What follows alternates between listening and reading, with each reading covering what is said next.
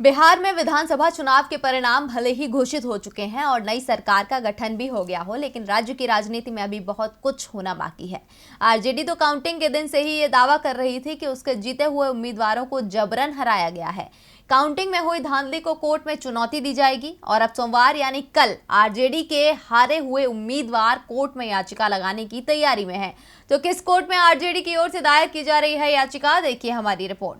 तेजस्वी यादव चुनाव परिणामों के बाद से लगातार ये दावा कर रहे हैं कि जनता का फैसला महागठबंधन के पक्ष में था, लेकिन चुनाव आयोग का निर्णय एनडीए के पक्ष में आया।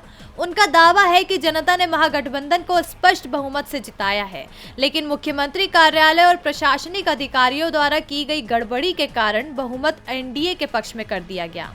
मनोज सिन्हा ने तो यहां तक दावा कर दिया था कि महागठबंधन के कई उम्मीदवार चुनाव जीत चुके थे, लेकिन चुनाव अधिकारी ने उन्हें प्रमाण पत्र नहीं दिया और थोड़ी देर बाद कहा कि आप तो चुनाव हार गए हैं।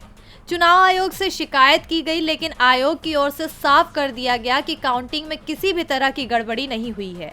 इसके बाद से ही आरजेडी की ओर से साफ कर दिया गया था कि चुनाव परिणामों को हाई कोर्ट में चुनौती दी जाएगी, लेकिन दीपावली और छठ पर्व को देखते हुए कोर्ट का रुख करने के फैसले को कुछ दिनों के लिए टाल दिया गया था। लेकिन छठ बीतने के बाद अब एक बार फिर महागठबंधन के हारे हुए उम्मीदवार कोर्ट का रुख करने को तैयार हैं। सोमवार को शक्ति सिंह यादव पटना हाई कोर्ट में याचिका दायर करेंगे।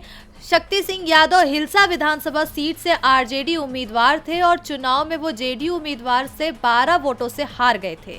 अपनी हार के तुरंत बाद ही शक्ति यादव ने दावा किया था कि उन्हें जानबूझकर हराया गया है।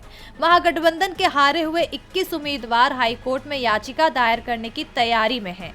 ये वो उम्मीदवार हैं जो मामूली अंतर से चुनाव हार गए थे, जिसमें से आरजेडी के 14, सीपीआई-एमएल के 3, कांग्रेस के 3 और सीपीआई का 1 उम्मीदवार शामिल है। चुनाव परिणामों के बाद तेजस्वी यादव ने कहा कि सभी उम्मीदवार व्यक्तिगत रूप से हाईकोर्ट में याचिका दायर करेंगे। आरजेडी इस मामले में सभी उम्मीदवारों की पूरी मदद करेगी। टीवी लाइव की रिपोर्ट।